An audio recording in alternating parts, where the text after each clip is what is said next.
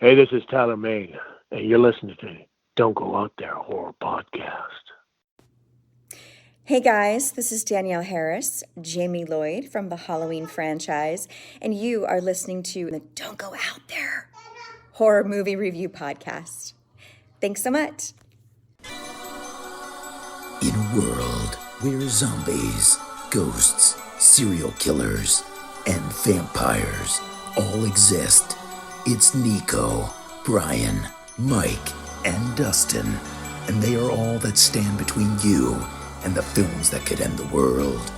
Welcome to the Don't Go Out There Horror Movie Podcast. Welcome back, everybody, to the Don't Go Out There Horror Movie Review Podcast, powered by the Big 3 Roll-Up. Just want to thank all our fans and listeners. I really appreciate all the support. Y'all are awesome. Before we jump into tonight's film review, I just want to give a quick shout-out to our website, don'tgooutthere.com. Our website has everything you need to know about this podcast or any links that you'll need. It's on our website. Our episodes, our interviews, our store, our blog, our social medias, Facebook, Twitter, Instagram, YouTube. Go follow us or subscribe to us on those platforms. And we recently launched a Patreon-esque type thing called Blood Donors. We have all different type of tiers. So yeah, if you we had a lot of fans who say, how can you help us out? How can we support you guys? Just go to our website and check that out. By now, you've heard about our Patreon-esque tier donation program, to help with things like web hosting, podcast hosting, and just basically keeping the lights on, called Blood Donors. And by God, you want to help. Well, let me tell you more. We have different donation levels with tons of different perks, from, autographed picture, an on-air shout-out, to picking a movie and joining us for an episode. Well, joining some of us. If you pick Jason X, I'm calling in sick that day. And we know that we could never repay your generosity, and we have some of the best fans in the world. But if you'd like to go ahead and donate even just $5, please go to don'tgooutthere.com, click donate. Disclaimer, we are referring to donating money and not actual blood, which makes this next part super awkward, but oh yes, there will be blood. But that's a figure of speech, not real blood, you animals. And I just want to say happy late birthday to Mike. We're finally getting around to his birthday pick. And I'll just go ahead and let Mike take over now and let him announce his pick. As the SpongeBob narrator would say, 2 months later. Yeah, so I picked Rob Zombie's Halloween 2, much to the dismay of my co-hosts for the most part. And Brother Dustin is not with us tonight. He had a work emergency, could not be here. But I picked this movie not because I enjoy it a ton. I think that's something I'm kind of known for on this show is picking stuff that I don't always like. Sometimes I find that more interesting, which I know is weird to some people, but other people get it, and that's okay. Listen. Sometimes Mike just goes, I want us all to be miserable. Here we go. Well, kind of, because I think sometimes it makes for an interesting discussion, which this movie does, but not so much because of the movie, because I think we kind of agree on the movie as a group, but more so a discussion about this time period of the Halloween franchise. I think is really where the interesting discussion comes from, and this movie brings up a lot of different ones. But as far as the movie goes, look, it's okay. I will say this.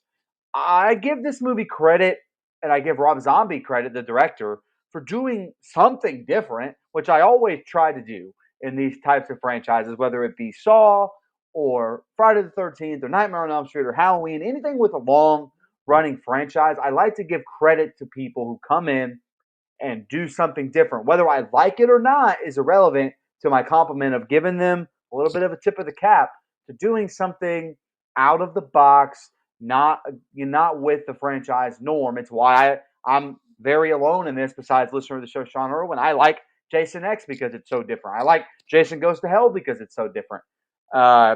And stuff like that. So I'll start with that. I'll say that I like it because I don't like it per se, but I like that he did something different. Again, you get a lot of Rob Zombie in here. Sometimes I like that, like Devil's Rejects and the Lords of Salem, and sometimes I don't. The dialogue is to me, the dialogue is less cringy than the first one, which I enjoy the first one more because of the nostalgia for it. But the dialogue in this movie is less shit fucks and flappy titties. That's for sure. Now you get like corpse sex in the first set of scenes, which we'll get to. So that stuff's kind of whatever. But I expect that from a Rob Zombie movie, and that's okay.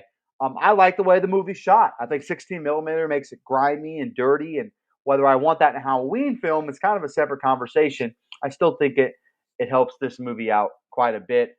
There's obviously two cuts of this movie: the theatrical cut, which you can only buy on Blu-ray in Canada. So if you have the theatrical cut, that's where that Blu-ray came from. And you get the director's cut, which most of us have seen in the movie that Rob Zombie wants everyone to see. I think we're in an agreement as a show. I prefer the theatrical cut. There's some things I would have left in. I'll save those. There's some things I would have kept from the director's cut, kind of put it on the theatrical cut, and it would have made me a much better film. But this movie provides, to me, an interesting conversation amongst the three of us here tonight about franchises that go long and long and long and doing something different in those franchises. Did it work? Did it not work? Stuff like that. I think I know where you guys lean, but I'm still interested to hear your conversation. So that's why I picked this movie for dialogue purposes. So, Mike, you mentioned that it was a separate discussion when you said that whether some of this stuff should be in your Halloween movie.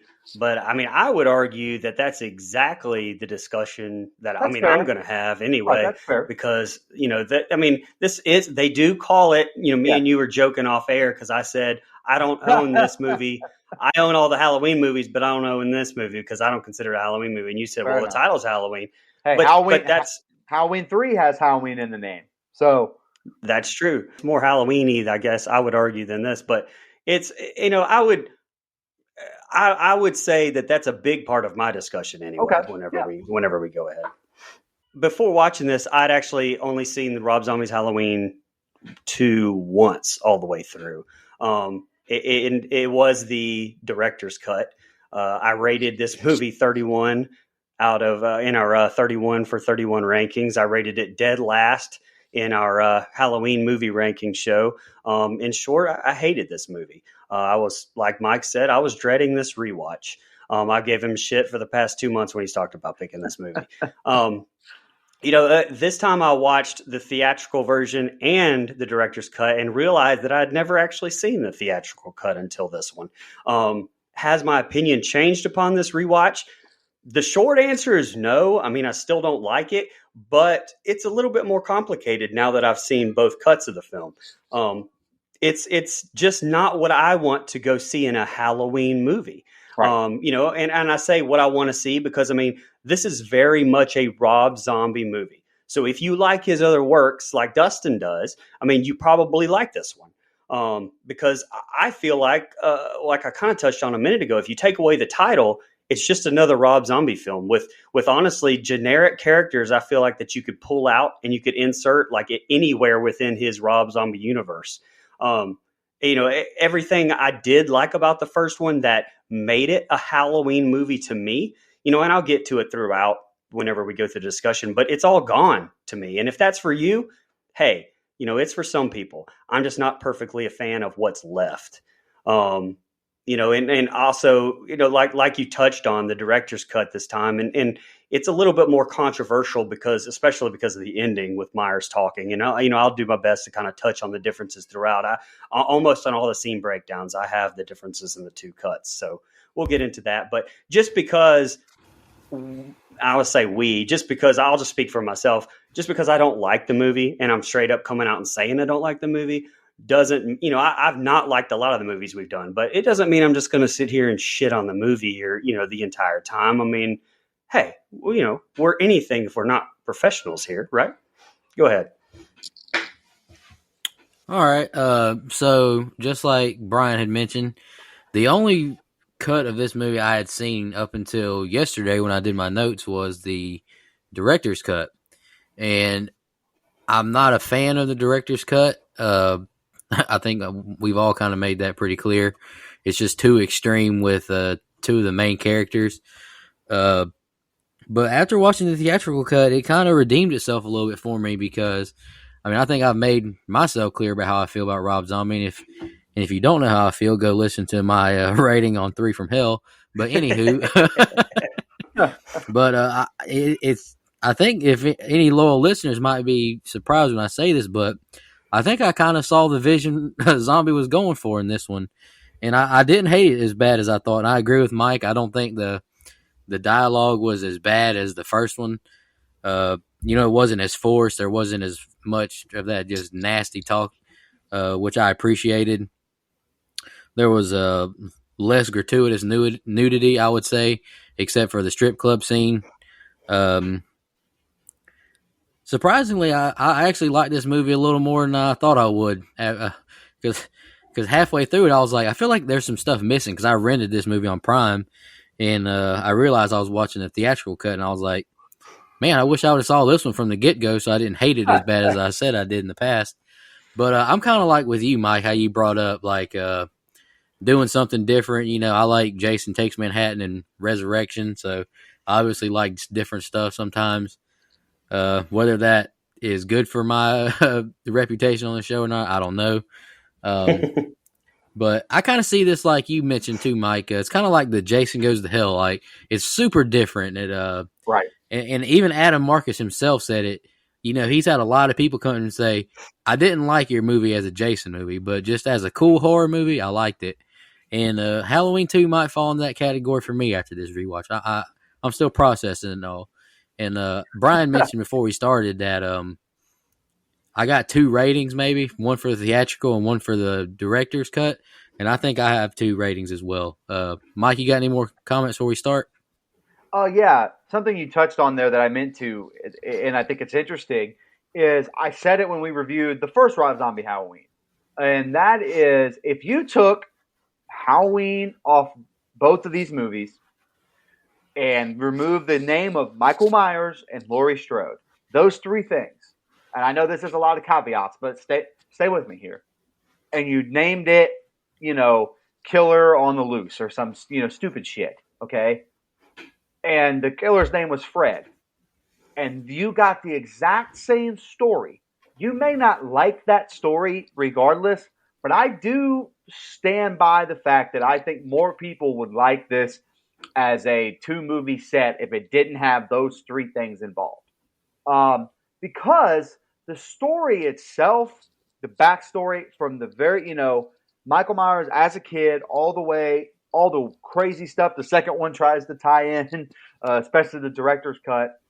While not perfect and still not my favorite thing ever, I feel like more people would like those movies just as Rob Zombie movies called whatever, with a killer named whatever, with a different mask, all that stuff. So how I felt about that in the first one, I feel even stronger about that in this one because, you get into some, and I know this isn't for everybody in their horror, but they do a pretty good, I think Rob does a good job kind of diving into someone's trauma. That's a word that gets thrown around a lot these days. But man, the PTSD from 3 different perspectives and how 3 different people handle that, whether that be Loomis, which we are going to touch on this version of Loomis. That's for fucking sure. And Annie and Laurie and how everyone kind of handles the events of that Halloween night differently, I think is interesting. I just don't know if it works in a Halloween movie all that much, but I understand what Rob was going for. That's kind of always been my thought on it. Well, and that's I've tried to argue that, and I've tried to maybe get that point across, and maybe have failed. But that's my biggest gripe is that I feel like that I just don't like. I don't think that these movies are Halloween movies that I want to see, and it's not. He tried to do something different, and we've said this off air. I mean, this is a badass Jason Voorhees character. This is. Hell, it even takes it a step further with this one and Sherry Moon Zombie basically being kind of a Pamela Voorhees type mom character to him too. Like, I think that I would like to see Rob Zombie make a Friday the 13th film. Me too. I know that Nico just shivered, but yes, I agree. I mean, I'm open to it. I mean, just Well, what I was just going to say was like Zombie really needs he needs a Lee Wanell. He needs Yeah, an yeah. Evan Goldberg. You know what I'm saying? You know, he needs a right hand guy to like just Right. be right over his shoulder and say, "Hey, man, this doesn't work, but the grand scheme works, but this part right here affects the grand scheme." Because I Right. honestly feel like if you change just a few things in the theatrical cut, this would be a really good movie to me. If you change just, I mean, it's big things, but if you change them and just erase this and just add this, I think it's a good movie, a really good movie. I'm about to lose you two, but I know we have some crossover in our audience, so I'm going to use it as an example. Back during the Wrestling Monday Night Wars, Vince Russo was one of the writers for WWF. FE. He had all the crazy, stupid ideas that some people loved, and a lot of people thought he was a freaking moron. And he had Vince McMahon there to kind of rein him in and don't let him do all don't let him go full Jerry Springer or whatever with everything. And have Vince McMahon there and say, I don't think we're going to do that, pal. Rob Zombie needs somebody like that to kind of go, maybe we don't do this, but we can still get your point across while making it a little bit more, not safe isn't the right word, but a little more tame. So I see that. I completely see that. And after the first 6 Halloween movies or whatever, I kind of wouldn't mind seeing this is blasphemous to diehard Halloween fans, but I kind of like the arc that McDowell took. If you just don't make him like a super asshole, but if you make him just like it's like, oh man, I'm getting fame from this. I kind of like that, but just the way he talks to his secretary kind of kills it. And then if you just make Lori, more sympathetic and not annoying, I really like that too. But there's just some things where they did. The theatrical cut, I will admit, she is not at all annoying to me. That director's cut, I fucking hate her guts. But they made Rob Zombie go back and cut that stuff because of that. Right. Because people hated Lori and they didn't want that to happen. And I understand that too. There's a part of I see both sides of that. I like that character of Lori better, the more likable one. But there's a part of me that understands what Rob was doing and making it a little more realistic when you have something traumatic like that. You're not always going to be rainbows and butterflies. And I do understand what Rob was doing. I just may not want to see it in this movie. That's all. Well, and I think personally that they still get that point across. Me too. Yeah, I think Zombie just pulls Zombie and goes too far with some stuff. And I think that's something he just went too far and crossed the line with, which we know he can do. And it's I think my go ahead. Oh, sorry. Go ahead, Nico. No, go ahead. All I was going to say was just like she is significantly better in the theatrical cut, but even seeing just like where she first starts reading the book and she's just like punching the steering wheel and screaming, it's like you're kind of annoying me right now. But I actually love that scene. Believe it. Yeah, me too. Like I would rather her start crying or something like that. That just I don't know. Maybe I'm just so ingrained with the director's cut. I can't give it a pass no more. Hey, and I probably have a controversial take on my Dr. Loomis, which I'm going to save. But one last thing I want to say, I've said it before, is this movie gives us one great scene that Halloween 2 1981 did not give us, and I've always flawed that movie for it. And that is the fact that in this movie, we at least get to see Laurie Strode find out she's related to Michael Myers. In the other one, it's just Nurse and Loomis, and Jamie Lee Curtis never fucking finds out. In this one, we at least get to see how she handles that, and then she doesn't handle it very well. And before we start, I just wanted to give one fun fact based on what we've been talking about. The word fuck is used 112 times in this film. That's got to be less than the first one. It has to be. However, in the opening scene... I don't know the opening with the corner. We'll get into it. Yeah. Darn you, Richard Brake. Hey, man. Love hurts, you know? Oh, jeez. Hey, thank you. Y'all ready to jump into the scene by scene? Yeah, we've rambled enough. Let's do it. And I'm going to go ahead and keep it 100. I like the opening scene outside of the white horse bullshit. I think it's good. Film starts with text on screen. It's an excerpt from the subconscious psychos of dreams about the white horse. Now we see Deborah Myers walking into the mental hospital to visit Michael. This is when he's little. He tells her of the dream he had about her being all dressed up in white and almost appearing as a beautiful ghost in a white horse. Title card, and 1 year later, we see Lori walking down the road with a gun in her hand, and Sheriff Brackett pulls up on her in his car. She's bloody and injured. She says she killed him. Lori is in the hospital on a stretcher, absolutely freaking out. The doctors say we need trauma x-rays. She's very injured. They load up Loomis into an ambulance now, and they start to tend to Lori's injuries. Gary and Hooks load up Myers in the coroner's van. They complain of how heavy he is. They now talk about how fine the dead chicks were, and Hooks asks Gary the difference between jam and jelly. They now run into a cow in the middle of the road, wrecking the van. Gary survives the crash, but he's terribly injured, and calls for Hooks, but he's dead. He passed away. He now yells, fuck, over and over. Michael Myers is still alive and gets out of the van. He grabs a big piece of glass, and he saws Gary's head off. Michael now walks down the street where he sees a white horse and his mother, Deborah. Back at the hospital, Lori wakes up in a dark room. She hobbles to Annie's room, weeping as she sees all her injuries, crying out not to die. Nurse Daniels tells her she needs to go back to her bed, and she's called over the intercom to the emergency room. Lori shouts out she needs something for her head. She feels dizzy. The nurse walks back in, and she's got like this cut across her face. She's bleeding, and she screams, and she falls to the floor. Michael hovers over her and stabs her viciously over and over in the back. We see Lori escaping the hospital, running into other dead workers left by Myers. She makes it outside into the rain, crying for help. Michael gets an axe, and we cut back to Lori. She makes it into this guard shack through the window. Buddy, the night watch guy, pulls up and goes into the shack. He sees Lori and asks what she's doing here and gives her his jacket to stay warm. She's panicking, and he gives her coffee. He goes outside to get his car for them. He takes one step away, and I thought this was kind of funny. He takes one step away, and Lori's already calling out for him again. Yeah. Buddy goes to unlock the door again for Lori, then gets axed right in the back by Michael Myers. Michael looks into the shack and sees no one. Lori is back under the desk. He breaks the window and starts to destroy the shack, and Lori panics. Myers makes it in and goes to axe Lori, but she wakes up screaming. It was just a nightmare. All right, Brian, go ahead. What'd you think of the opening?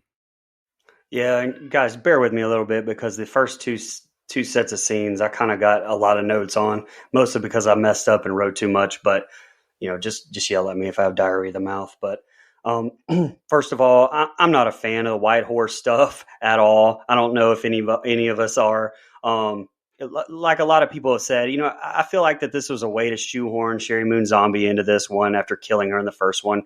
And I just don't like the way that they did it. I think you get too much of a, like I mentioned earlier, Pamela Voorhees type thing going on.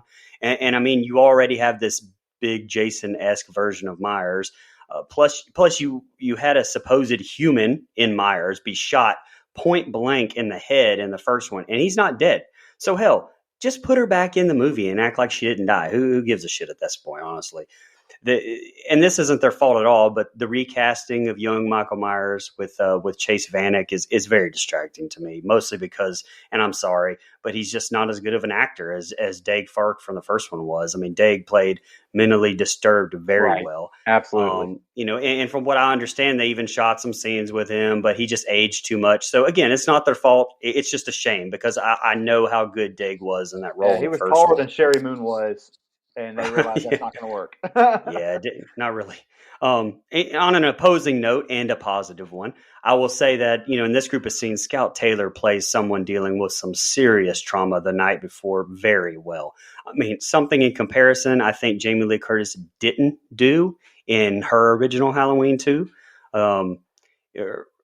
We kind of talked about Richard Brake a little bit. He's a legendary actor. Once again, playing a fuckhead. And, and this is just one of those Rob Zombie dialogue scenes he can't help but fucking throw in about fucking corpses. So, usually I complain about heads being ripped off too. But spoiler alert, this is my favorite kill. And I always say in those movies that I complain about it, I say, unless you're a friend of the show, Tyler Maines, Michael Myers, or Zombie Jason. So, friend of the show, you can listen to his interview on don'tgoouthere.com. Tyler Maine just fucking continues to be a monster. this opening is probably meant to be this way. I just don't really care for how the real part of what happened that night has no separation at all with her dream. So the first time I watched this, I questioned the entire opening 20 minutes. I was like, was it a dream or not? But again, given the undertones of this movie, it may have been what Zombie was going for there. I can definitely see how it's confusing though. So to open the dream sequence when Octavia Spencer ditches Lori to run up front, I thought it was hilarious that Lori walked all the way back up front looking for her instead of just walking the rest of the way to her room. So I thought I was like, what are you doing? So you can also see Duran Meyer's like rage stabbing of the nurse. The plastic knife kind of folds up a bit there. I mean, Tyler Mane was really going at it there. It's on the final swipe. On the final swipe, though, the whole knife just bends in the air as he's going down. So, and this is the first time we haven't even talked about this that you hear the grunting of Myers, which I'm not a fan of it being with Michael Myers, but it doesn't really bother me in this movie because it's something I try to separate anyway, and this is not my Michael Myers anyway, so it works honestly in this, and I don't have a problem with it like it does some people. And just a few more things: the camera work during the hospital scene, I think, is tremendous. I mean that combined with the quick cuts like Zombie's known for, I think it really helps put you in the scene, and I think it looks great. And again, Scout plays this tremendously. In the director's cut, there's this really stupid scene, though, that really takes me out of it here, where Laurie's running through the hospital and then falls in like literally a gigantic pile of bodies just in this big fucking hole in the ground because, sure, why not? There's just a gigantic pile of bodies. And to me, I think that's ridiculous. So, again, I'm very glad that they cut that out of the theatrical version. And lastly, I loved seeing the Night Watchman Richard Rail, who has been in a ton of stuff, but Tom Smokowski and his jump to conclusions, Matt, from The Office Space is always what I will think of when I see this guy. And Lori could have told the dude that there was a killer outside. I mean, damn, she said a whole bunch of shit, but she never said there's a killer outside trying to kill her. I mean, it would have been nice. It's Tom Smokowski, and Buddy opens that door as fast as I imagine Dustin did for Mike this past weekend, roughing through his keys. But that's an inside joke that we won't get into. But I will say that there was too much shaky cam in the guard's house with her running around. I didn't see the need for that there. She wasn't running around. She was just under the desk. And the quick cuts to Michael I thought were perfectly fine there. But that's all I had. Sorry for rambling on there. Oh, no, man. The more the better. The more, hey, that's what this episode was for. Yeah, so I like this set of scenes as well. I think even the stuff with the coroners, I think is pretty good. Some of the dialogue is, I could leave that on the cutting room floor about corpse fucking and boobs hanging out and all that other stuff. But I like that they hit the cow. I think that's kind of interesting. I'm with you, Brian. I love that kill. It's brutal. It's gross, but I love how brutal and gross it is. Part of the reason, fantastic portrayal again of Michael Myers by Tyler Mane. He's again. I've been on record as James Drew Courtney being pretty much my favorite. Hard to beat the original, but I mean, just Tyler Mane is really up there because he's the best of both worlds. He does a really good Michael, but he also brings the brutality of a Jason Voorhees, and he does that here. He spends a lot of this movie without a mask, and a lot of people don't like that.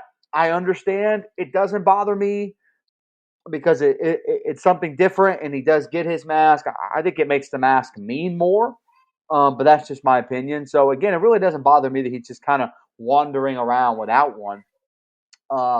Now we get to the White Horse stuff. I think that's a crock of shit. That whole motif stinks to me.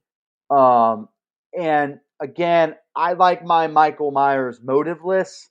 This is adding entirely too much motive to the character. Even you want to make them related, fine, but we're really getting into some psyche stuff that I just don't think is necessary for the character. He's much scarier without a motive. Stuff at the hospital, or excuse me, as Lori is walking down the street, not in this scene in particular, but Scout Taylor Compton can call me sometime. Just throwing it out there. But I think she does a great job walking down the street. Really distraught. You get her and Loomis, but you get so her all the shots where she's being, gurneyed in the hospital, all the quick cuts, the directing. I like that stuff, and I like her performance there. The "Am I gonna die?" like all that stuff. I think it's really, really good. It's intense, and you're kind of wondering, are they gonna like? Probably not, but there was a little bit of moment there where I thought they may kill off Lori in this opening set of scenes and maybe go a different direction. How am I supposed to know? It's Rob Zombie. Scout is tremendous in this. Oh yeah, she's great. Like I think she's really good in both, but I think in this one she really brings her A game as far as acting goes and plays a really interesting character. All the stuff in the hospital, I'll give Rob a little bit of credit here.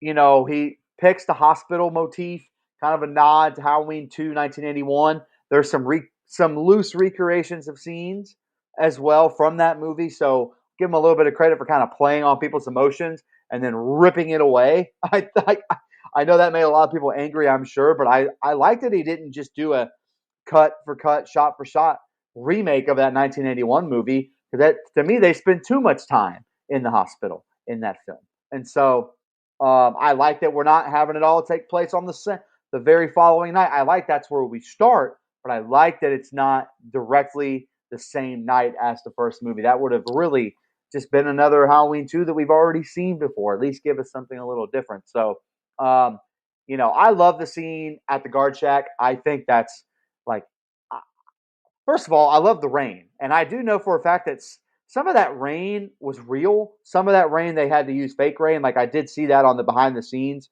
on the DVD that I have. And so they kind of got to play around with that a little bit. I know it was cold and some of the times they filmed, so I'm sure that wasn't pleasant. If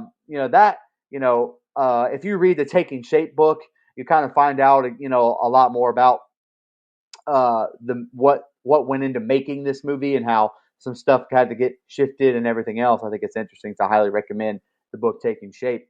But love the scene with the guard shack. I think Michael Myers kind of ripping that down, whether you think that's realistic or not. At this point, Laurie's dreaming, so anything can happen. So whether you think it's realistic really doesn't fucking matter because it's a dream.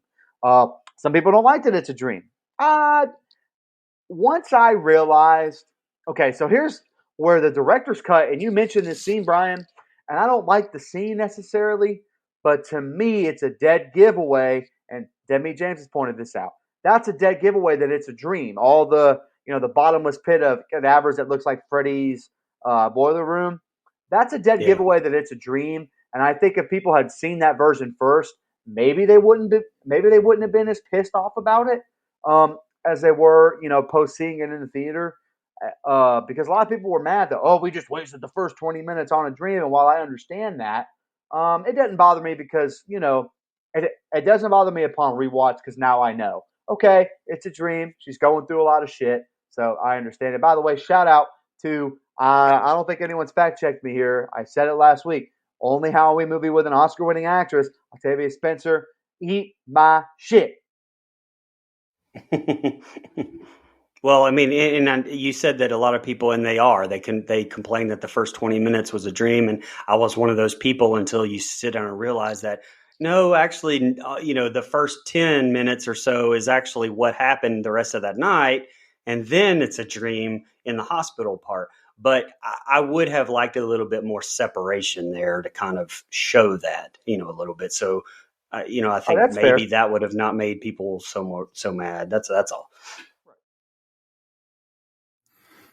After she realizes it was just a nightmare, she goes to the bathroom and reminds herself he's dead. It's October 29th, 1 year later. She pops some meds and washes her face off. Now we're at breakfast with Sheriff Brackett and Annie, and she gives him hell over getting a pastry for breakfast. Lori walks in, and she reminds him to get the pizza on the way home. They're a very food-oriented home. She asks Lori if she had a rough night. She heard her screams. She tells Annie it was a hospital dream again. Lori leaves and heads to her psychiatrist. She tries to comfort her, and she understands she doesn't have much closure on Michael. She tells the doctor she's been thinking about her parents a lot and how much she misses them. She doesn't know who she is anymore. She wants to change the subject, and now we see Loomis pulls up to a hotel with his agent. He's giving her hell over the photograph used, and he demands her get him a tea. He's the new Loomis, not the old anymore. Lori gets to work now, and her boss gives her, shit over being late to work and walks off after Maya and her appear uninterested. Maya asks Lori if she's coming to the party with her and Harley. Harley walks into the store as Lori says she's not really down for the costume concept. Harley says to suck it up, and they got a theme going. Loomis gives a lecture to an audience on Myers, and he gets asked if he feels responsible for the victims' lives, and another asks if they believe Michael is still alive. He now snaps and tells them Myers is dead, as we see intercuts of Myers walking through a field. We now see Deborah Myers walking through the field, and they meet in this barn. Old Michael and younger Michael see their mother, and she says Halloween is coming, you have to get ready, and she's counting on you to bring us home this year. Young Michael says, I love you. Now we see Floyd, Sherman, and Jasleen in a truck, and they drive up on Michael on their property. The two men exit the truck, and they question why he's here again.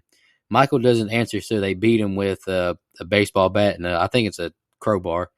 The daughter tries to stop them, and the three load back up in the truck as she apologizes to Michael. Michael gets up and puts on his mask. He grabs Sherman from behind, slitting him across the eyes, then stabs Floyd in his gut and ramming him into the deer antlers on the front of the hood. He now stabs Sherman over and over. He drags Jasleen out the truck and stabbing her over and over. Michael goes to the dog pen now. Sheriff brings home pizza and asks who was the original Starving Marvin. The two girls want to get him, to be a vegan, and it intercuts between them and Myers killing and eating the dog. Lori gets up from the table feeling sick, and Annie gets her a wet cloth and holds her. All right, Brian, that's the next two scenes I got. Go ahead. Yeah, for as much as I praise the movie, the last set of scenes, bear with me because I got a bunch of complaints in this one. But a few things I wanted to get off my chest. First of all, was atmosphere. I actually remember praising the 07 Halloween for getting the atmosphere right. And in a Halloween movie, I've said it many times in our Halloween reviews, that's super important to me personally. But again, nothing about this feels like it's in the fall. Nothing about this movie feels like it's during Halloween to me at all. And obviously noticeably missing until the credits is the John Hart Carpenter Halloween score all throughout. I mean, already I feel like that there was 2 or 3 times that it could have been used perfectly. And I guess to get it, he wants to distance himself. But again, you're making a Halloween movie. And in my opinion, some things need to be in a Halloween movie, and making it feel like Halloween's one of them. Annie is my favorite character in this. I think Danielle Harris does a tremendous job in Halloween 2. I wanted to give her props for sure, but I mean, Brad Dourif is outstanding. He shines in this one. The way that I felt, and I talked about McDowell shining in the first one to me. I really like that he was given was given more in this sequel to work with and show off his acting chops. He did fantastic. Margot Kidder, original Lois Lane here as the therapist. A little fun fact is her name here is Barbara C. in this film. And in Black Christmas, she actually played Barbara Cord. Zombie has stated that the original Black Christmas is one of his favorite films, so I'm sure that's not a coincidence there. Again, though, I can't state it enough. Scout tremendous in this therapist scene as well. So the theatrical cut of this makes Lori a lot more likable, like we kind of discussed. But in the director's cut I watched at this point, I hate Lori. I get showing the trauma, but there's scenes cut with her getting super pissed, jumping down Annie's throat at the breakfast table in the last set of scenes, as well as more of her screaming at her psychiatrist in this one.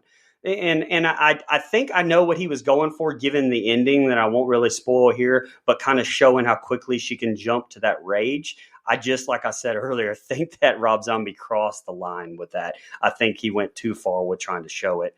Also, there was a scene with her looking at an ink blot and seeing 2 white horses, which as much of the white horse crap as you can cut, the better. So also not a fan of the arc with Loomis. Mike said he was going to touch on this. I will here too. I really liked him in the first one a lot. I said that. I praised it. I praised the casting. But the writing just turned him into such a dickhole to literally everyone. And it was he's just a pompous asshole that I don't relate to him. I really just despise him in this movie. That I'm actually happy to see how it ends with him. The in the opening with young Michael being told his mother was dead and him speaking was weird because I thought it was shown in the first one that he wasn't talking at that point in the first one whenever they told him that his mom was dead. I guess that was retconned here too. So and this scene also way better in the theatrical version as we kind of get this weird explanation in the director's cut, like retconning Michael's killing animals and stuff in the first one to being like what kind of pushed him over the edge to now Loomis is implying in this speech in the director's cut that it's a sexual Sigmund Freud thing, like a relationship with his mother and Loomis being the father figure to him. Fuck that. I'm so glad that they cut that out for the theatrical cut. And another prop I gave 07 was a relationship between Annie and Lori and Linda in the first one. I even said, and Michael, remember, I think it did a better job with that relationship between those three characters than the 78 Halloween movie did. It does. I cared about those three, These new friends of Lori's, though, and I realize that's not the focus of this movie, but I don't give a shit about these new friend characters at all. I honestly, right now, without looking at my notes, cannot remember their names whatsoever. Also, lastly, shocker, more redneck, white trash pieces of shit. I mean, look, it's only been like, 10 or 15 minutes in this movie since the coroner was on screen. It was about time for some more Rob Zombie white trash pieces of shit. So I will say, though, it was a great shot of him putting his mask on, like through in front of the truck lights. I thought that was poster worthy shot there. And I don't have any notes on this, but I wanted to speak to what Mike was talking about earlier with the mask. A lot of people didn't like him not having the mask on. When I first watched this, I hated it. I hated him not having the mask. I was like, that's fucking Michael Myers. You have your fucking mask. And I felt like Zombie was just shitting on the fact that he wasn't wearing a mask. But I don't remember who I was watching. I want to give him credit for it. It might be Cody. I'm not really sure who it was that said it. Correct me if anybody finds out, but I didn't come up with this, but I read it or I heard it, saw it on a video. But they said, well, it's very obvious that he puts on the mask whenever he's like, all right, I'm about to kill some motherfuckers. Like I'm about to kill somebody. I'm about to put this mask on. And then I noticed it and I was like, well, you know what? That makes sense. So I hate that way less now that I understand the reason that he's putting the mask on now. So anyway. So glad you said that. Very, very glad. Okay. So again, she wakes up, it's a dream. I don't mind it. Depending on which cut you watch, there's some different stuff there. I like the director's cut in this way. I liked it being 2 years later, and I know it's such a minute thing that no one else probably gives a shit about, but I think it makes it a little more interesting that it's 2 years after the fact, and Michael Myers has been roaming around as this hobo for 2 years. I don't know. I just think it changes the dynamic a little bit. Not a big deal or anything. I like some of the stuff I like from the director's cut a little more is you get the extra dialogue after Annie says one day at a time, babe, and Lori says one day at a time. Theatrical stops right there. The director's cut goes one fucking day, and they go off and blah blah blah blah. I like that. I think it's good. Again, some of the stuff you mentioned, Scout's great. Danielle Harris is great. The one thing I don't like about the theatrical cut is they don't give Danielle Harris as much to do to me. I know she's not supposed to be the main cog here, but I feel like the director's cut kind of gives her more dialogue, gives her more to play with. So maybe that's why I like it. Brad Dourif is the motherfucking man. I said this in Halloween 07.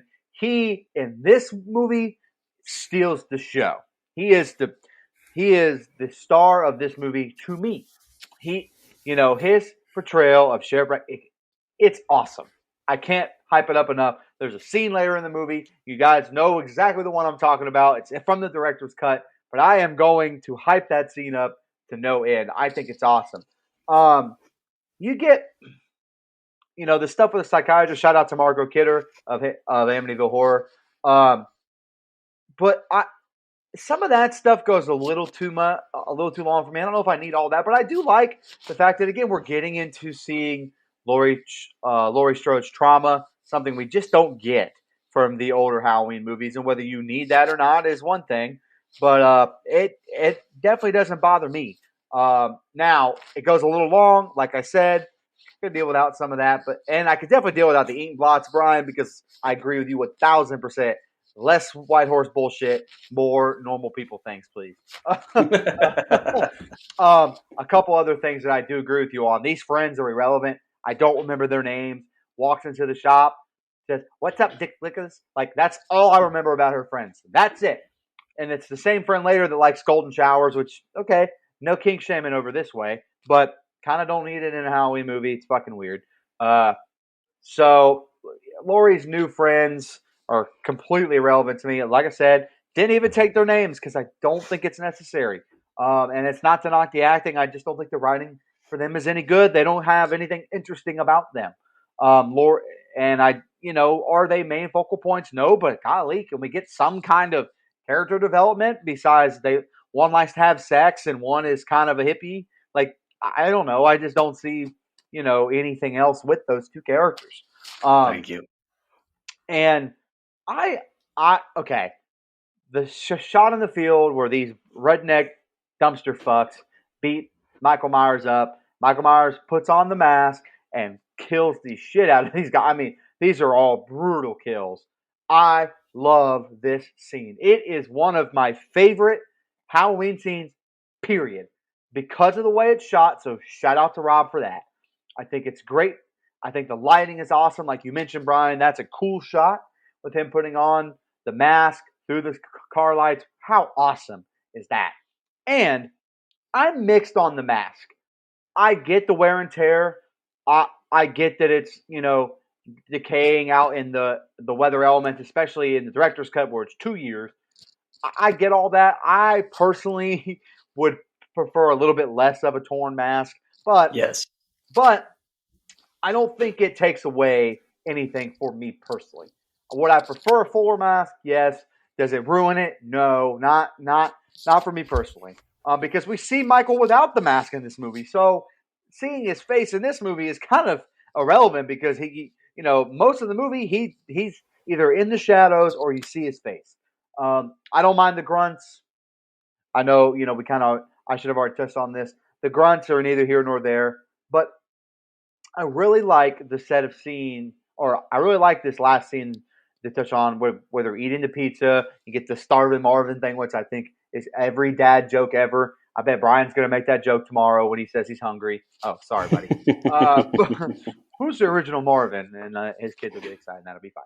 But hey, I think that Brad Dourif is great there. I think that Danielle Harris is really good. Here's what I don't like. I don't need Michael Myers eating a dog and Laurie Strode getting sick because of it. I don't need some telekinesis bullshit that they have going on. I was wondering what that was. Like, I was wondering if it was some sort of weird psychological attachment, like some sort of fucking Harry Potter Voldemort thing they had going on. I wasn't sure what that was. That's exactly what it is. She gets sick because he's eating a raw dog. So their connection there, I guess, family lineage-wise, her getting sick out of nowhere, they probably think it's the meat on the pizza. No, it's your brother's eating a dog. Like, I just don't like it. It's Halloween 5. Halloween 5. Well, I was going to say, Rob Zombie would never admit to ripping that off. But of all the shit to rip off, Halloween 5 is not the one to do it. I can tell you, I can tell you right now, there's nothing worse. Well, that's not true. There is one thing worse in this movie than the stupid cops from Halloween 5. Anyway, so again, this set of scenes is a bumpy ride. There's some good, there's some bad. One of my favorite Halloween scenes of all time is in this set. But one of my least favorite things about this movie is also in this set. I don't need them to be telekinetically, entrenched with each other. It just doesn't work for me. So yeah, a bumpy ride, this set of scenes. Hey, can I touch on one thing that you said about the mask, and you brought up the ripping part of it, and I said that I was giving it to him. It's fair game. Like if you're going to put the mask on when you're killing people, that's great and fantastic. But I felt like ripping it and showing his face was a little bit too far, and for some reason it kept sticking in my head that it was like Rob Zombie kind of going, kind of trying to push the envelope. And it just, the thing that kept popping in my head was Adam Marcus whenever he kept talking about Sean Cunningham telling him when he was writing Jason Goes to Hell to get rid of that fucking hockey mask. That's just what I kept remembering. I kept thinking in this, like, is Rob Zombie trying to get rid of this fucking Michael Myers mask? Because it was like, it almost, it wasn't the character that it usually is in a Halloween movie. It was taken away this time. And I don't know. I didn't like that part where it was, once it's on, it should be on. I don't need to see his face underneath too. Oh, and before you go, Nico, I mentioned I was going to touch on Loomis. I go back and forth on Loomis in this movie. Do I think it's a great character arc for Loomis? No. But I see what Rob is going for. And sometimes that's not the mark of a good movie when you have to really think about what someone's trying to do. Sometimes it is, depending on the movie. I see what Rob was going for there.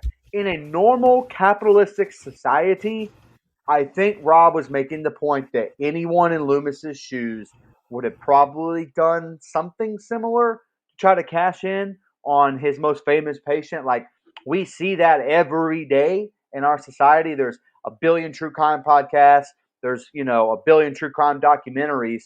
And there's a billion people that give exposés on, certain killers they've interacted. There's a whole freaking thing on Netflix called the Ted Bundy tapes, where the guy that interviewed him last sits down and kind of, glorifies Ted Bundy a little bit. Like, I think I see what Rob was doing. He was taking a character that I don't think Rob particularly liked from the original run of movies, which outside of the Halloween's 1 and 4, I don't love the character they give Loomis in those films. Because in 5, he's a raging lunatic. He's like the town drunk to me. He's crazier than Michael Myers in Halloween 5. Like and Halloween 6, he's so old. I think he's great and like he's pretty good there. But Halloween 2, he's just as crazy as Myers.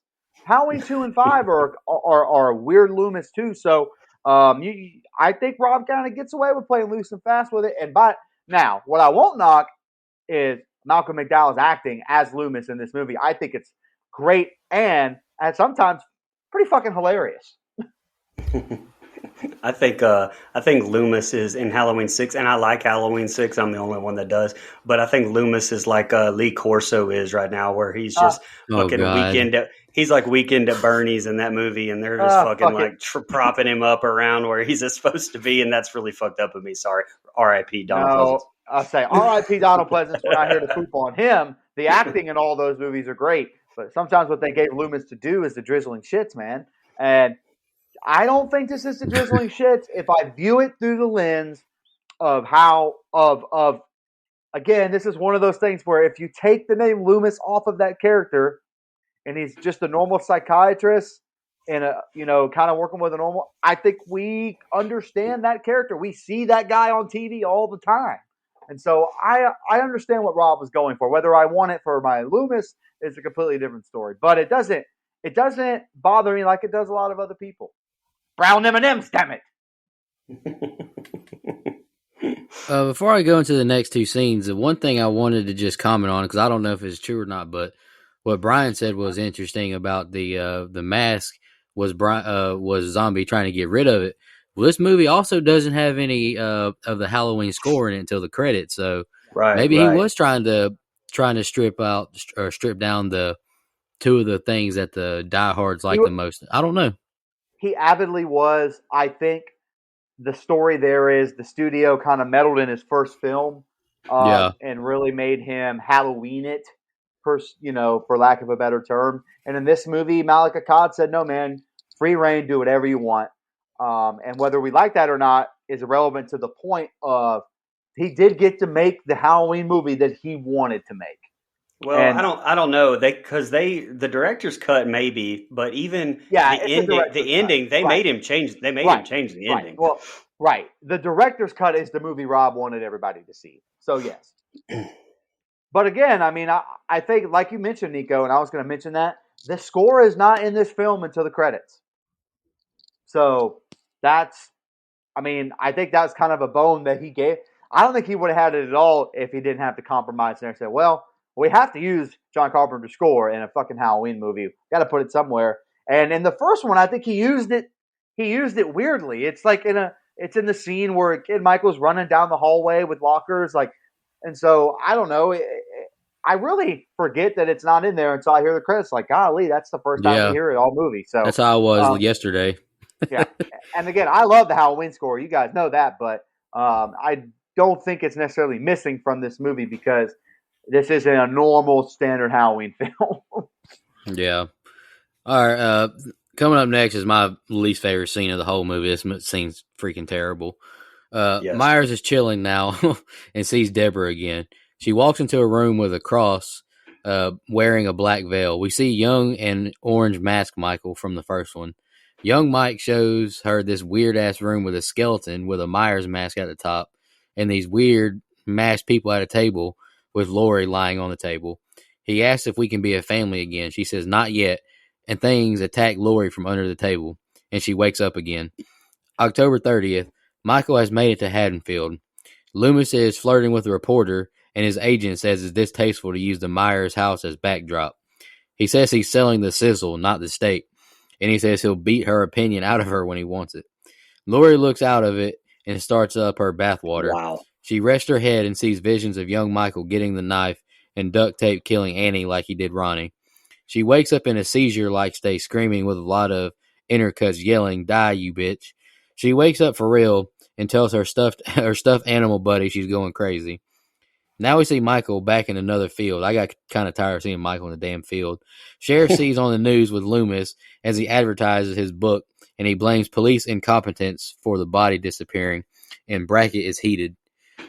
Now we're at the Rabbit in Red strip club, and we meet Howard, Misty Dawn, and Big Lou.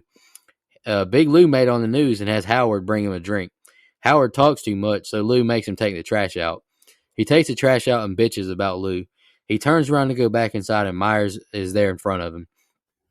He tells him the boss don't like bums hanging out around here. Howard says he already sent someone to the emergency room tonight, so don't try him. He tries to walk past him, but Myers blocks him. He goes to hit Michael, but it doesn't faze him, and then Michael bodies... You'll like this, Mike. Michael body slams him all the way to hell in my Jim Ross voice. Myers now stomps Howard's head to a pulp as Mommy and little Michael watch on. Big Lou is having sex with Missy Dawn now with his Frankenstein mask on, or his little hair or whatever it is, and Myers enters the building. Lou is scared, then grabs his gun. Myers slams him on the couch and snaps his arm. Misty sees Howard's body hanging, and the exit has been blocked off. They can't get out. Myers kills Lou by slamming him into the wall repeatedly. He now grabs Misty and slams her head into a mirror repeatedly, and then Michael switches the sign from open to closed. All right, Brian, what'd you think, man? I'm so glad he took the time to fucking switch the sign. From yeah. Of course. Hey, Brian, before you go, I just want to say this is the set of scenes I have the absolute least to say about. So you can ramble as long as you'd like. Well, no, me too. So, the audience will probably be happy because we're already like an hour in and me and you've just been running our mouths the whole time. Yeah, well, brother. Hey, it's Mike's birthday. We can talk as much as we want. That's true. That's true. Right. Yeah, that's right. That's right. But did I miss it? I mean, how did they explain, and I just miss how Michael even knew at all that Lori survived the first movie, and telekinesis, brother. How does he? Oh, okay. Well, that makes sense. I didn't know how he even knew where she was staying, where anything. He's just fucking sitting in his barn, as Nico said, and has some weird Last Supper vision, or Dead Meat James called it music video vision, and it was or it was either his vision or like that was Lori's dream. But now that you're talking about telekinesis being involved here, maybe it was both of them's vision. They're Who at the fuck Hogwarts. knows? It's dinner at Hogwarts. I'm not still not fucking sure about that, but he just fucking has that and then gets up and starts walking. So maybe you're right. Maybe he just knows all that shit because he's connected a la Halloween 5 or some shit. I don't know. But props on Laurie's nightmare with what I assume was an homage to Daniel Harris's Jamie Lloyd as Annie is tied up and Laurie slits her throat, but dressed in the the kids Halloween costume. But holy shit, like the cuts, the entire sequence. The entire sequence with her like being in a coffin, I actually really liked that. I thought that was tremendous. Like the way that she used that speed up fast saw technique basically with her in the coffin.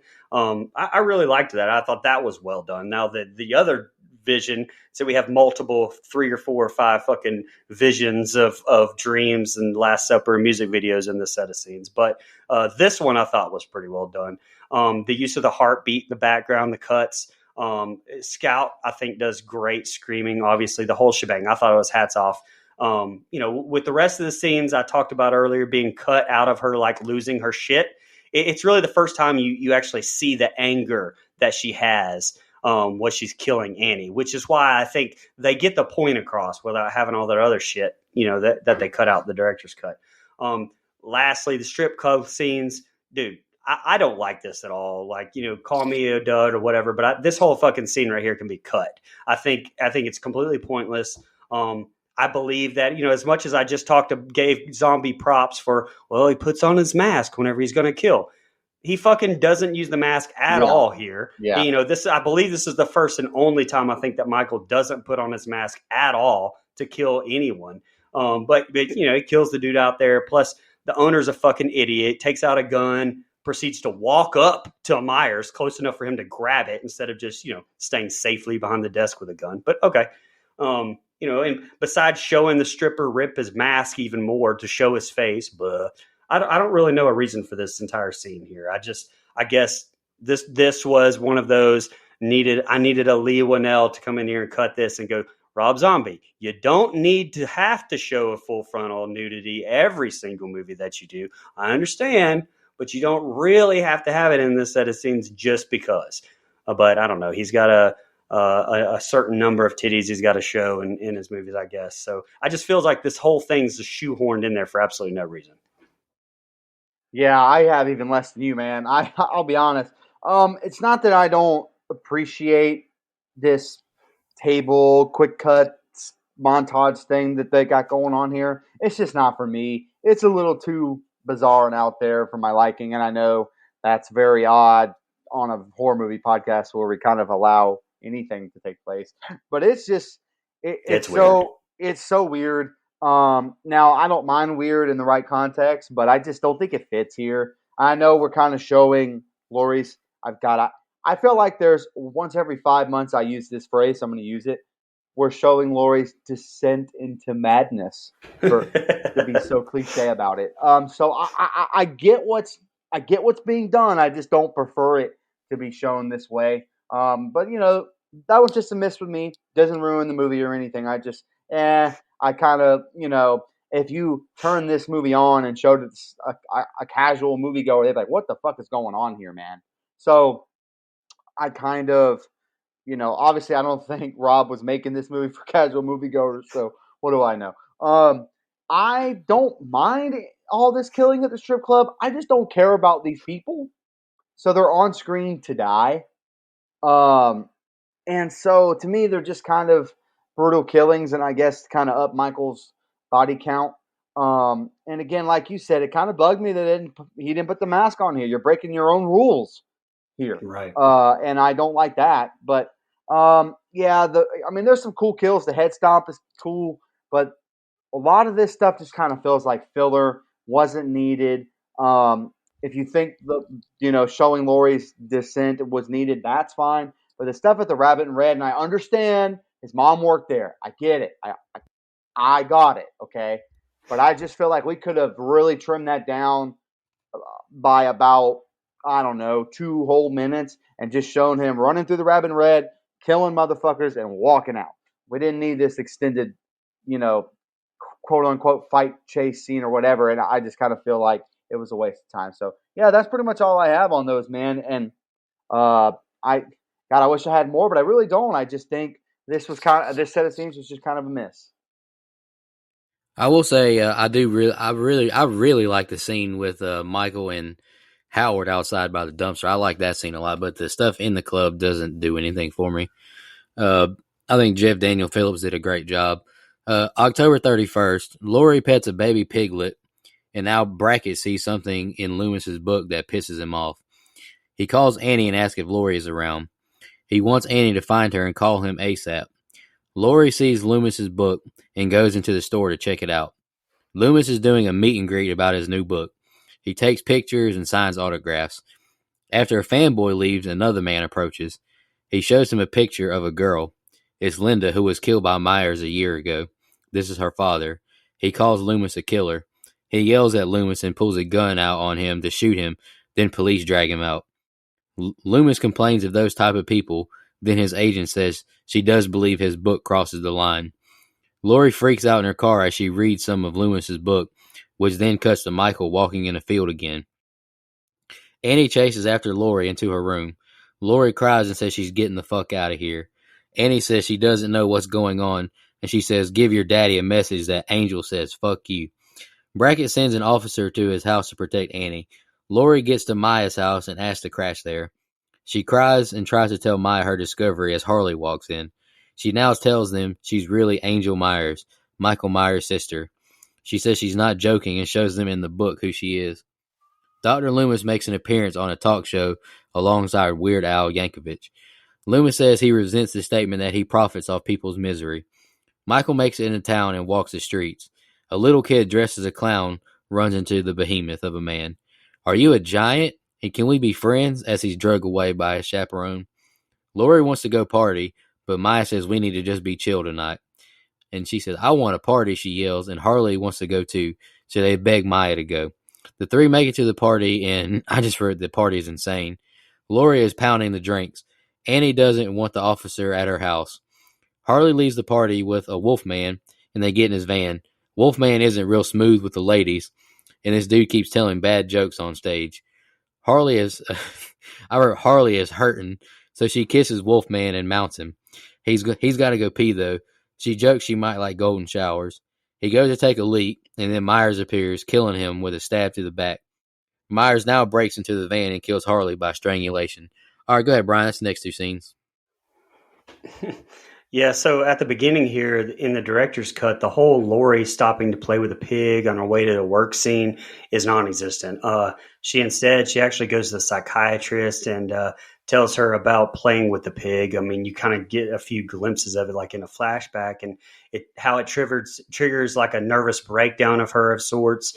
When the shrink denies her more pills, Lori freaks out and cusses out Margot Kidder some more. So again, some director's cut that was much better theatrical version, in my opinion.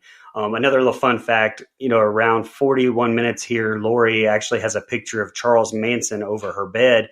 Later, at around 57 minutes, after Linda's father tries to kill Loomis, it's actually revealed that the gun was not loaded, just like the gun Manson follower Lynette Squeaky Fromm pointed at President Gerald Ford. So I'm sure that was a nice little Rob Zombie, Charles Manson tie-in there on purpose. Again, props to, and I know I keep saying it, and I know we talked about it earlier. Nico hates this scene, but I think it's great. I actually scout her performance when she finds out about being Angel Myers. I thought she played that great. It didn't get on my nerves. I also liked really the filming choice to cut outside the car where you can only really see her but not hear her in there. I really liked that. I thought that was well done. And I also kind of laughed in the interview where Loomis called Weird Al Yankovic Mr. Weird. I don't know. It's just when he said it, I was like, wait, what did he say? It was just kind of, I don't know, that made me laugh.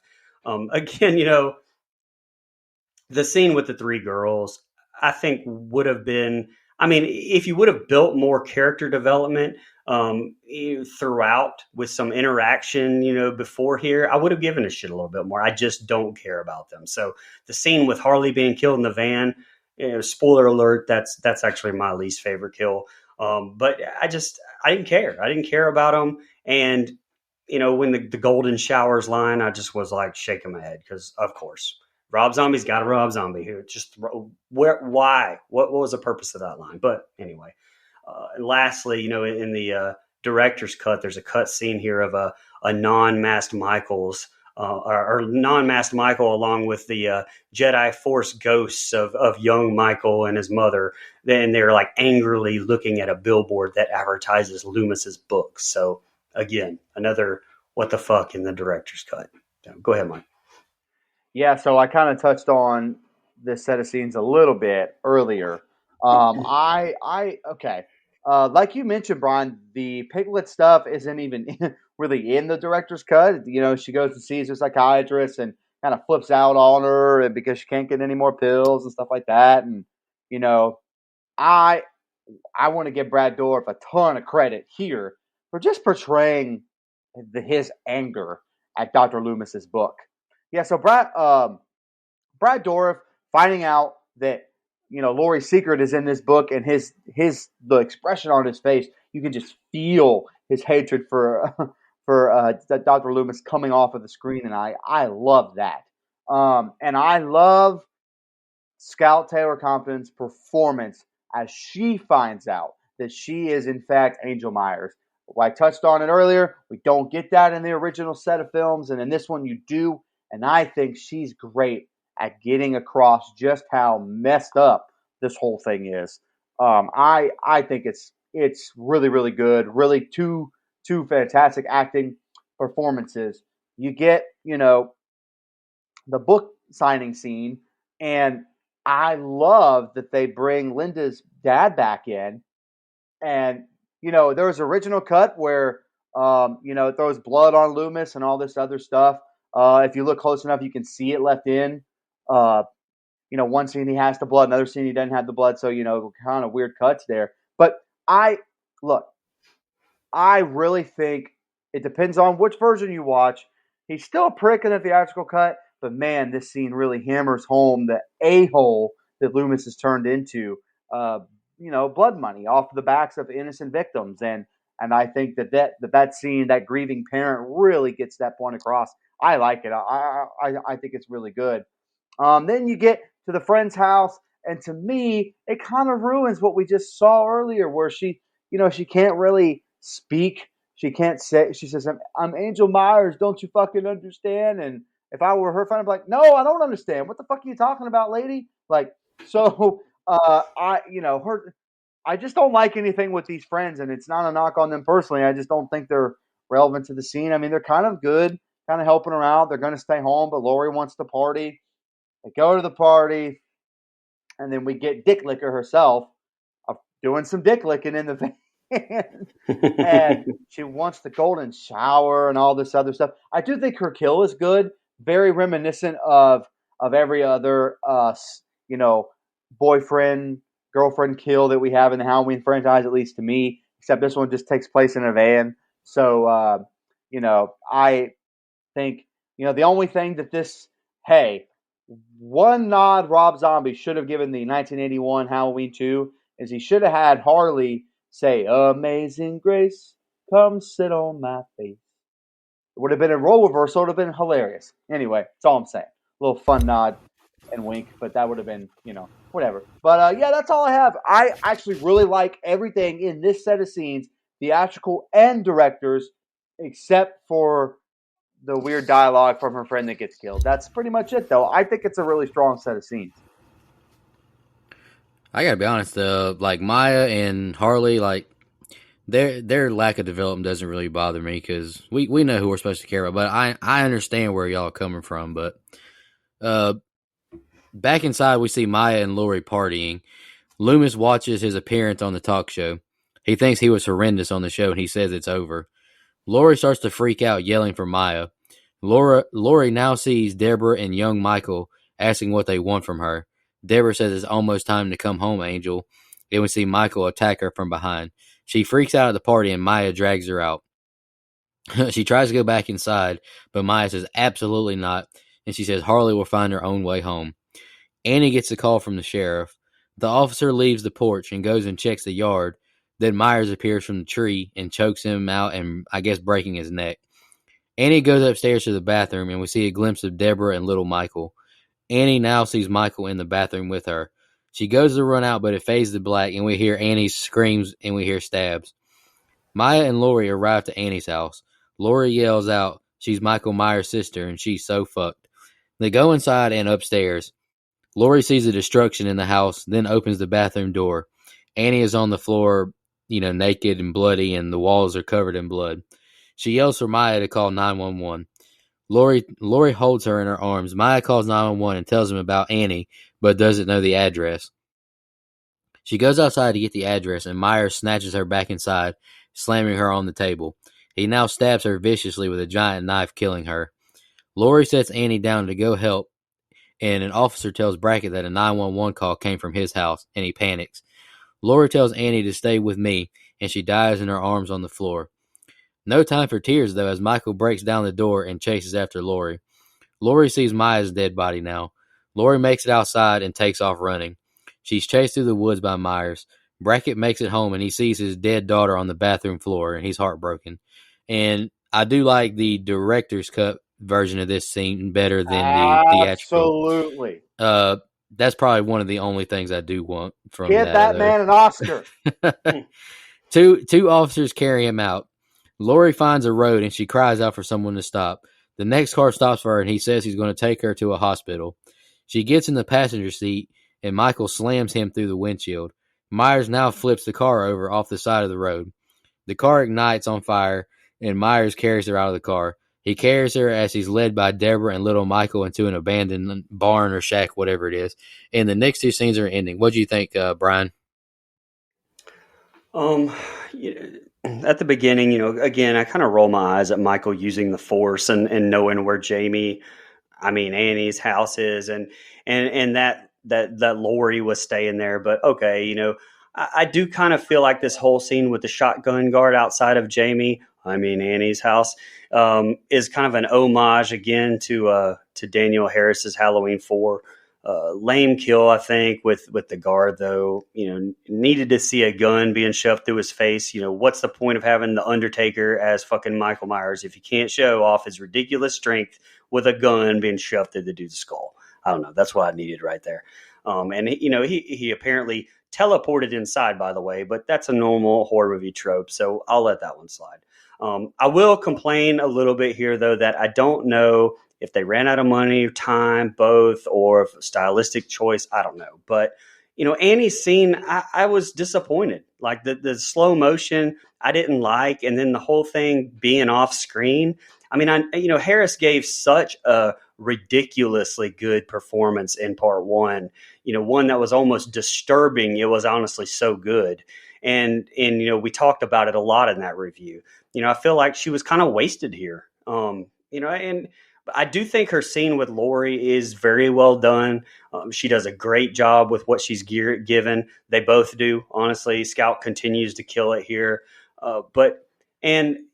Something I wrote down here that's kind of, I don't know, I just noticed it, so it stood out. But like the spray painted like 666, the Pentagon, the shit all over the bathroom. Is that Lori's bathroom? And I just missed that earlier. Just genuine question here. Like is that just was Lori did all that? She painted the 666 and all that shit on there? Because I was like, where the fuck did that come from? Like, I don't know. That's why I was genuinely confused. Yeah, she's so edgy, bro. So every emo goth in movies has to be a devil worshiper too. Okay, I got it. Anyway, and my God, you touched on it. Brad Dourif's performance when he finds Annie is tremendous. I didn't like the choice of the soft music though after Annie passes in Lori's arms. I didn't feel like that scene needed it, but the soft music as Brackett discovers her, I think is strong and works very well. I said the exact same thing you guys did. We talked about it before. This is the only part that I feel like that the director's cut got right over the theatrical cut right here. It's longer. It gives Dourif more room to breathe with his performance, as well as there's some shots like intermingled of Daniel Harris as a child growing up with real personal footage being used there that really tugs on your whole father-daughter heartstrings. It's tremendous. Like that's a really good scene that I really wish they hadn't cut out of the theatrical cut too. Lastly, stupid teleporting Myers to the hitchhiking car aside, which you may recognize the guy who picks up Laurie as the one Mr. Sean Whalen from Twister and Men in Black, both amazing movies. Also, if Myers isn't trying to kill Laurie or Angel, he's pretty awful at it. Like he almost does in the first one, tips the car over, sets it on fire here. Could have easily killed her. Who fucking knows? But teleporting Myers aside, this is my favorite group of scenes, I think, in this movie.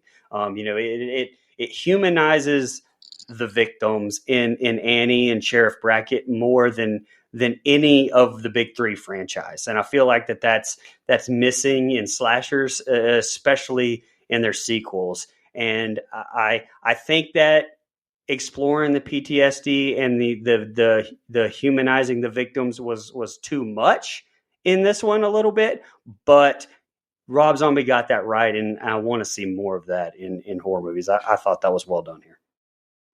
Man, I said so much nice stuff about that movie in this right here. Wow. Look at all the niceness. Wow. Feeling all the niceness up in here, Brian. You made a point that I have right here. Rob Zombie is actively trying to humanize the victims in this movie because one of his least favorite things about slashers is how, and we're guilty of it. We have a favorite kill and least favorite kill, but we're slasher fans, so it's not a bad thing that we do. But he doesn't like that term kill. He thinks it dehumanizes the victims. And look, in some movies, I'm okay with that because it's a fun slasher, like whatever. But if you're telling the right story, I understand what Rob is trying to say. So yeah, you're right on the nose with that, man. But look, everything at this party with weird music, I could take or leave. I'll give Scout credit for her freak out at the party. I think it's pretty good. But them going home and all of that stuff. So everything before they get to Sheriff Brackett's house, well, whatever. Like, I'm just going to be honest. It's just not for me. Now, from Sheriff Brackett's house up until the car tips over, I think is really good shit. I think the fear that Danielle Harris portrays when she interacts with Myers, that we get to see, that is good acting. She's great here. And Tyler Mann is also great. She actually pitched harder for a better death, and so they gave her one here. She didn't think the way that she was going to originally be killed off in the original script was good enough. She begged for a better death and got it. She said, if I'm going to die, I want it to be good. I want it to be done correctly. And so I, commend her for that. I think it's, a pretty good death, a very fitting death to a beloved character. And again, Maya's kill is fine, whatever, but she's on screen to die. We knew that going into the film. Scout here is also great. Her emotion while she holds Andy, I think, is just really, God, it's so good. Again, he made us care about these characters over this 2-movie stretch. I have to give him credit for that. Or at least I did anyway. Now, you touched on Brad Dourif as Sheriff Brackett, as Sheriff Brackett in his discovery of Annie laying on the floor in the director's cut. It is top-notch level acting, and I don't care if anyone... Look, there's people that hate his acting in this scene. I'll never understand that. That makes zero sense to me. His real emotion. You could tell Brad Dourif, kind of cracked into something in his psyche there. The way his voice kind of gives a little bit when he's saying, "No, Annie," like you just hear that pain sounds real, and that they kind of slice it in with homemade clips of Danielle Harris, which I thought was a really nice touch. Like you said, though, Brian, Michael Myers being able to teleport to where Laurie is after all that, I think is really, really bad. This is the point that Nico always makes. Man, Michael Myers still sucks at killing Laurie Strode. Jesus Christ, man. Well, that's what I didn't get if he was trying to take her prisoner or kill her. If he's trying to take her prisoner, he's fucking terrible at not killing her because he's almost done it like 3 or 4 times. Right. All right, here's the ending. An officer tells sheriff about another body they found and witnessing a large man carrying a woman from the crash site. He believes they're barricaded in an old shack. Lori sees Deborah and she says, "I love you, Mommy. Please don't, and let me go." We see helicopter lights and sirens all around now. Lori yells out for help. "You are surrounded." Loomis sees breaking news about the incident. They can't believe it, but they think it's the deceased killer, Michael Myers, it said on the news. Sheriff repeatedly says that he's surrounded. Loomis shows up and Brackett punches him and says he wants to shoot him. Loomis said he wanted to help. He says Michael will not listen to hostage negotiations. Loomis runs to the shack and says he owes him. He walks in and sees Lori freaking out, but no one is there. She flails on the ground as he yells to stop, and it's all in your mind. Michael grabs him and tosses him, then slashes him over and over, and then stabs him over and over. A sniper gets a shot on Michael, hitting him twice, and Michael lands on some farm equipment, I guess, impaling him. Lori says, "I love you, brother," as Michael tries to kill her, but he's too weak. And y'all are right. I mean, you've had plenty of opportunity to kill her. Lori takes a knife and stabs him in the chest repeatedly, yelling "die" over and over.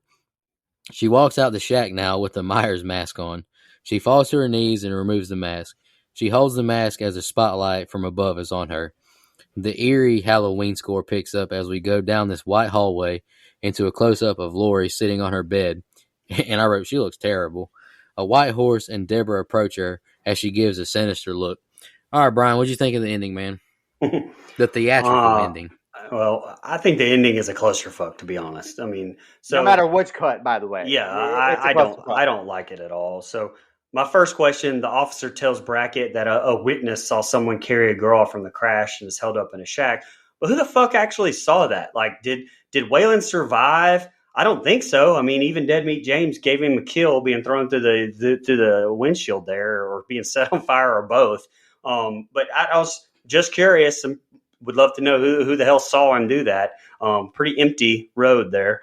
Also, fuck you, Loomis. Look, I think Zombie, and you might mention he tried to give him some sort of redemption here. I just feel like that you built that character up to where, to me, he was beyond redeemable. I don't think that Brackett should have let him even near any of the shit. Even if it means him living, I think he should have been stuck in the back of that squad car and not been, even allowed to go in there. Now, seeing him die was actually pretty, satisfying a little bit, which is sad because I really loved that character in the first movie. Lori walking up to Myers and telling him that he loves her was completely, what the fuck? It was completely out of place. Or she loves him. I mean, it was just completely out of place. So, she may have lost her mind, but it makes absolutely no sense in the whole context of the entire thing. I also think Brackett should have been the one to kill Myers. I know he shot him a couple of times. I would have liked to have seen him just walk up and satisfying shoot him in the head. Just something like, I think that he should have been the one to do it. And I don't know if he really did or not. I don't know if Lori gets credit for that kill or not. I'm not real sure. It's just the ambiguity of the whole ending is just like, what the fuck? But if you leave it, like it is, I mean, I guess I'm okay with it. You're basically copying Halloween 4, with the insinuation, that Lori is going to be fucking Michael Myers. But what makes it even more of a clusterfuck is the behind the scenes stuff. Like, in the commentary, Zombie said that he says that Lori did actually die, and that was just the last thought that was going through her head as she died was her being in a sanitarium. Which, what the fuck? But yet, according to the Horror Syndicate, the actual plans for the third Rob Zombie Halloween from Zombie would have it be, with Lori in the sanitarium, and it start off with Lori actually having killed Dr. Loomis instead of Michael as she was hallucinating. Then you have the director's cut of this shit, which, God almighty, it has Michael talking and saying "die" as he stabs Loomis, and the cops open fire and fucking kill Lori with the knife, and then we fade to the hospital with the Love Hurts playing, making absolutely zero sense unless you're implying the entire thing was in Lori's head and she survived the bullets, like, you know, a la surviving the Three from Hell ending, or the Devil's Rejects ending. But you know, who the fuck knows? I don't know. I'm done. This ending was bullshit. I have to agree with you a lot, Brian. I think this is a mess, man. I don't like anything that takes place in this barn shed thing. I mean, I agree. The death of Loomis is satisfying, especially in the theatrical cut where Michael Myers literally kills the fuck out of Loomis. Yes. I mean, good God, man, that is some brutal shit. And again, not to be whatever, but it's pretty satisfying. I would have rather had Brackett kill Michael Myers instead of him falling on a bed of nails or whatever the fuck that's supposed to be. I don't fucking know. I don't work in a farm, but that's fine, I guess. You know, like you said, it's so open ended. We don't really know if Michael Myers is even in there. You know, depending on which cut you watch, and if, you know, like you said, you touched on what the third one was going to be. I guess that one was going to pick up where Michael Myers wasn't in there. Am I not right about this? Where Lori hallucinates the whole thing. That's right. Not any better, man. So No. I don't know how you're going to end it. I don't have like a perfectly tied up bow on how you end it, but I don't like anything that they do here. I love, man. I mean, you might as well just give me like a big ass picture of Brad Dourif and have him sign it for me. I'll put it up here because his "God, I want to shoot you" scene is awesome. Like he's so good as Sheriff Brackett, man. God, I wish this new timeline would just incorporate him somehow. I don't know how, but anyway, yeah. Even in the damn director's cut where they kind of like go full on Jason Goes to Hell, or it's not Jason Goes to Hell, is it? Where they shoot him like all over? Like it is. It's Jason Goes to Hell. So Jason Goes to Hell. I mean, they go full on Jason Goes to Hell and shoot him a million times or whatever. All that just, man, I just don't like it. I don't think it works. So any ending you see, I think is a mess. Here's something I think they get right. In the theatrical cut, they don't use the Love Hurts. Not in the one I watched this weekend on the Blu-ray. In the director's cut, they do. And I'm a fan of the original one by Nazareth. I'm a big, big fan of that song. And it's kind of creepy overtones. I actually like this cover. I'm a music file, so I'm a big fan of music in general, and I think the cover is creepy, and I think they use it really well, and I like the lack of color, it's the lack of it. I should listen to Dr. Loomis more. White's the absence of color, or it's all the colors, or whatever the fuck he says in the first one. But I like that they kind of go back. I like that they kind of go back to that in this scene with Lori. I like Scout's, the look on her face. I think it's very evil. And if there was a third one, okay, as long as we're not saying Lori died, then we have to retcon that, which, hell, this franchise retcons everything. So what difference does that make, I guess? But, the ending is a cluster. It doesn't land with me, unfortunately. Michael Myers saying, "Die." That's the one sin that I don't like. Grunts, okay, you almost lose me there, but Michael Myers speaking is just not for me. So I'm gonna take a big steamy shit on that. That's not good at all. For all the good this movie has in it, there's really bad stuff. Like I think both ends tend up being. White's actually the absence of color, Michael. A steamy one. A steamy one. And black is all the colors. Thank you. I thought it was the opposite. I thought black was the absence of color and white was the abundance of every color. I don't know. The other way around. Fuck it. All right. Y'all got any more final thoughts? Fuck it. Y'all got any final thoughts before we jump into a couple of fan questions? No, I can't wait for these fan questions. Oh my God, I'm sure they're great. Michelle asked, "I love Rob Zombie, and I am one of the few people who actually like this movie. Do you guys think this portrayal of Michael as a way more violent and ruthless killer does the character justice? I will answer that first and say, for this movie, yes. For John Carpenter's 78 Michael Myers, no, it's terrible. Right. I mean, agree with that. It's Jason. I said it. I've said it in the last two movies. I love Jason. I love the character of Jason. This is Jason. I just don't want it to be Michael Myers. Is all. I mean, I don't even think it's Jason. I don't even know. I don't know what it is. Well, my answer goes into I think Tyler Mane does a great job. he does. Friend of the show, Tyler Mane. Friend of the show. He even gets some of the Michael nuances right. He's just a more brutal version of the original character. So I think his walk is good. His nuances are good. I think the brutal portrayal works for the Rob Zombie universe and only the Rob Zombie universe. Right. Yeah. Sean Irwin said, "You'll probably answer this, but which version is better, theatrical, unrated?" Theatrical. That was that's my Definitely. answer.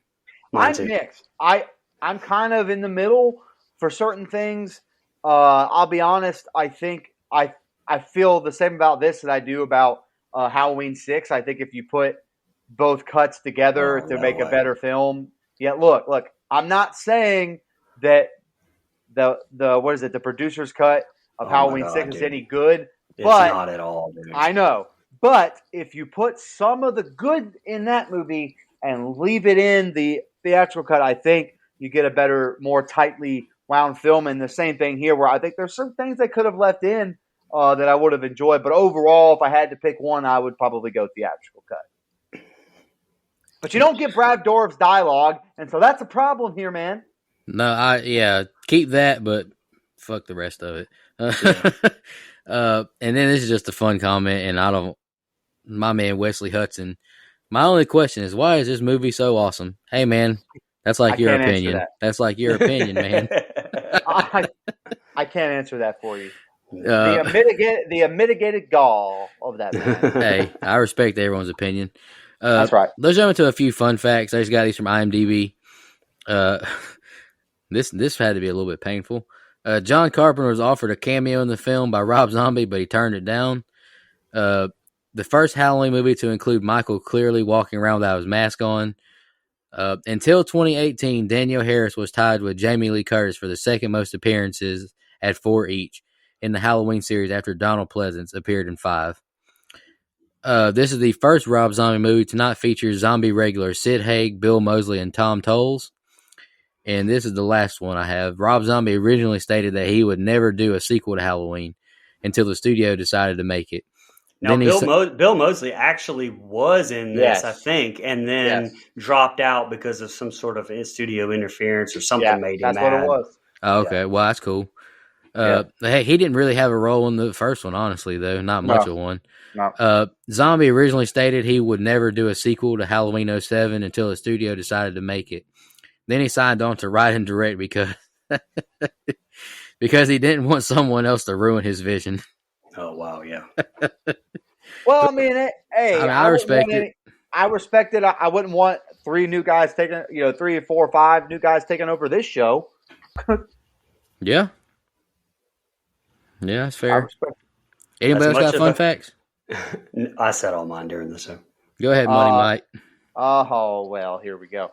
This movie was made for a cool $15 million and made $39.4 million. So while that sounds like it doubled its budget, it was a very disappointing return on investment, and it's partly the reason why the franchise was rebooted yet again 9 years later. The best of the franchise, by the way. Anywho, that's Halloween 78, motherfucker. You watch your mouth. Hey, you know 18 is the best sequel though by far. Anywho, yes. Mike, this is your birthday pick. Do you want to go first or last? If you're not first, you're last. I'm going to go last. Oh. I'm too drunk to taste this chicken. I'll go first. Favorite kill, I chose Howard. Just because I love the body slam and the head stomps. I actually like this head stomp way better than the 18 one. My least favorite. I do agree with that. I chose Deputy Neal, and I wrote, "There's no way in God's green earth that cop didn't see Michael hiding in front of the fucking tree. Like, how do you miss this?" That scene pissed me off. Uh, all right, this is just my little summary I wrote. Before doing my notes, I had not seen a theatrical cut of this film, only the director's. I must say this version brought my rating up quite a bit. It doesn't push Laurie's behavior, overboard. Loomis isn't quite the insufferable asshole he is in the director's cut, but he's still an asshole. To state the obvious, I hate the white horse element in this movie. Sherry Moon has no place in it. I can see the vision that Zombie had with Myers and Laurie for this film, and I honestly feel like if you cut the white horse elements, and I already said a lot of this, but if you make Laurie a bit less annoying and more of that, maybe like a H2O type or something, a PTSD type character, it'd be really good. This is not the quintessential Michael Myers, and it's definitely not my preference, but I didn't hate this as bad as I thought I would. And I'm sure everyone who's expecting my rating probably didn't think it'd be this high, but I gave it a 5.75, and I wrote, that's pretty good considering what I've said of Rob Zombie in the past. Now, did you say you were going to give 2 ratings? Oh, yeah, that's 5.75 is for the theatrical. If I rated the director's cut, I'd probably give it like a 4.5, Okay. 4.25, something like that. Okay.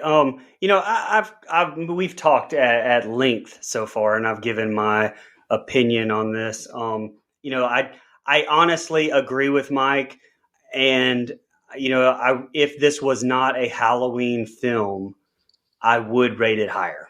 Honestly, but this is a Halloween film, and I have some things in this Halloween film that I would have liked to have seen be more Halloween-y, if that makes sense.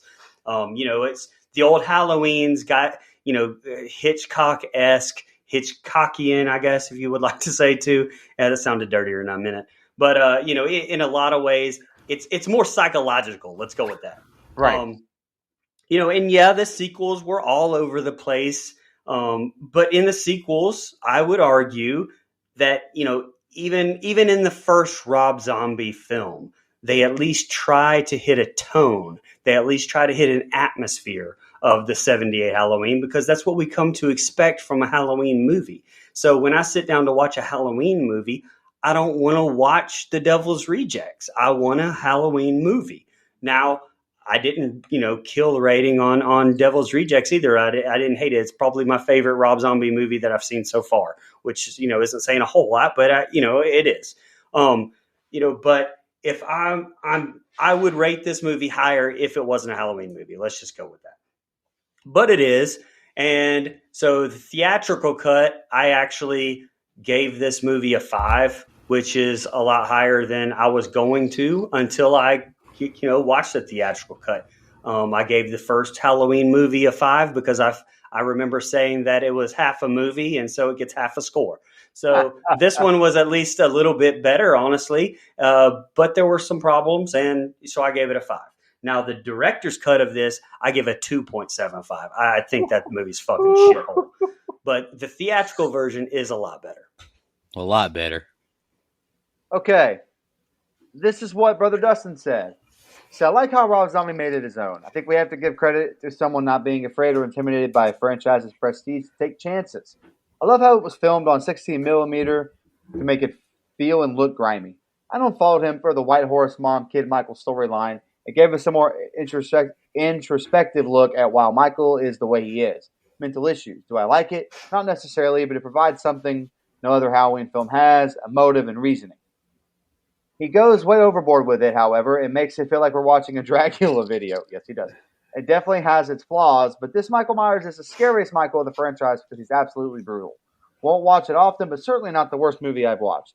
Least favorite kill. The coroner that died in the cow crash. A cow got a kill before Michael.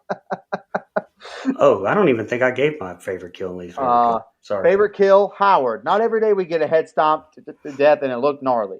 He rated it a 5.25. What the fuck? You want to go ahead and give your kid? I rated Rob Zombie movie higher than Dustin. You did. I just don't think Dustin's a big Halloween fan. I just think he saw what Rob was trying to do, which is kind of what I think his notes summed up here. He's a lot like me, where he likes some things and he didn't like some other things, and kind of like the rest of us. I think we all have a very similar opinion. I don't think he loved this movie by any means, though. I think it's as far as his Rob Zombie films, I think it ranks, kind of towards the bottom here. I just don't think Brother Dustin's a big fan of the Halloween franchise in general. Yeah. So that's fair. Okay, if you want to name your two kills, you can, Brian. Before I go, Richard Brake's cutting head was my favorite one, and the golden shower chick, I can't remember her name, in the van was my least favorite kill. Okay. Yeah, I've kind of said everything I really need to say. I give Rob a lot of credit for doing something different. I don't always like what he's doing, but I understand it's his vision. Kudos to him for sticking with his vision. I just kind of wish it wasn't so involved in a Halloween movie, where I think some of the stuff he did in the first one, he nails, and in this one, I just don't think he does. The director's cut is more of a convoluted mess. There's some stuff I like better than the theatrical cut, but overall, I think the theatrical cut is a much tighter film, and so I'm okay with that. I think the acting in this movie is not bad. Outside of the friends of Laurie, I think there's really good performances from Brad Dourif, Danielle Harris, Scout Taylor Compton, Malcolm McDowell, so on and so on. Every time I say Malcolm McDowell, I almost want to say Michael McDowell. I have to sing like this. But yeah, so all that being said, my least favorite kill is Maya, who I think the kill is inconsequential. It's kind of a big stab. It's whatever. My favorite kill is the corner that gets his head cut off. I think that's great. I'm with you, Brian. We are suckers for neck kills, man. I don't know what that is. That's kind of scary. So all that being said, a pretty good, I pretty much have given all that I can give on this film. I think it was an interesting discussion about sequels and how to go about them and new takes and remakes and reboots and all that stuff. I think it was a good dialogue, so I appreciate you two indulging me in that.